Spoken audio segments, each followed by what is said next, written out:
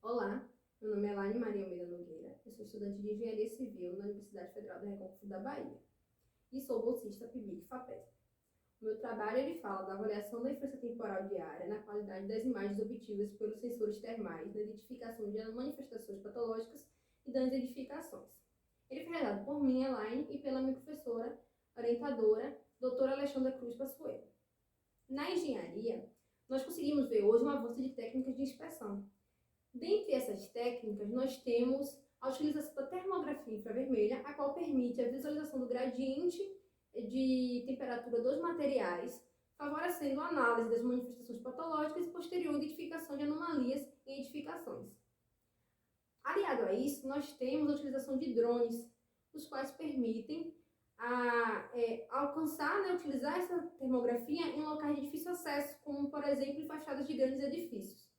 No entanto, nós ainda encontramos algumas barreiras, como é o caso dos fatores que vão estar influenciando os resultados obtidos pelos sensores. E esses fatores eles precisam ser considerados tanto durante a inspeção como depois de análise dos resultados. Dessa forma, o objetivo desse trabalho é analisar a eficácia da utilização da termografia e da termografia associada aos drones em inspeções prediais, com foco principalmente nos fatores que vão estar alterando os resultados obtidos durante a inspeção. A metodologia utilizada foi estudo da termografia infravermelha. Então, a gente estudou buscando compreender o funcionamento da câmara térmica, o funcionamento dessa questão, como é que acontece essa troca, essa transferência de calor. E também foram lidos artigos, teses, trabalhos que abordassem sobre o uso da termografia nas inspeções, na engenharia civil, para compreender quais foram as técnicas utilizadas por eles e quais foram os fatores que eles consideraram como relevantes durante a inspeção. Com resultados, nós concluímos que é uma técnica eficaz, então os autores eles concluem que eles conseguem analisar melhor algumas manifestações utilizando essa técnica.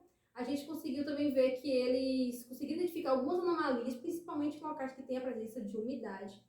E, além disso, fatores que eles consideraram relevantes, como, por exemplo, a presença de vento, a questão do ângulo de visualização. Então, esse ângulo de observação ele vai ter influência direta com o valor de emissividade que a câmera vai estar captando. Então, existe um ângulo limite, a ser respeitado.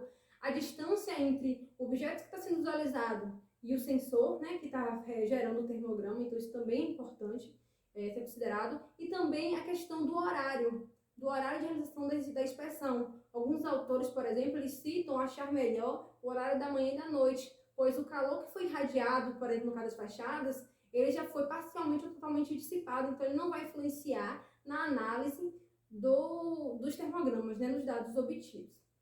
Então, com conclusão desse trabalho, a gente consegue observar que é uma técnica eficaz. Então, como é uma técnica não destrutiva, ela é um grande avanço na engenharia, pois ela permite que a gente esteja avaliando de forma correta e sem estar modificando, alterando o material da edificação. E a gente também consegue observar que existe uma grande demanda de estudos voltados aos elementos que vão estar alterando os resultados, como, por exemplo, no caso dos drones associados aos sensores, todos os fatores que afetam os sensores, eles também vão afetar o sensor que está no drone. E a gente inclui ainda mais um, que é a questão da estabilidade. Então, a estabilidade ela pode prejudicar a resolução, a imagem que foi obtida. Então, a gente tem que estar buscando sempre estudos para estar contornando isso, tanto durante a inspeção como posterior à inspeção. Então, a gente sente que existe uma demanda ainda para estar buscando formas de estar aumentando o uso dessa técnica e melhorando a qualidade dos resultados.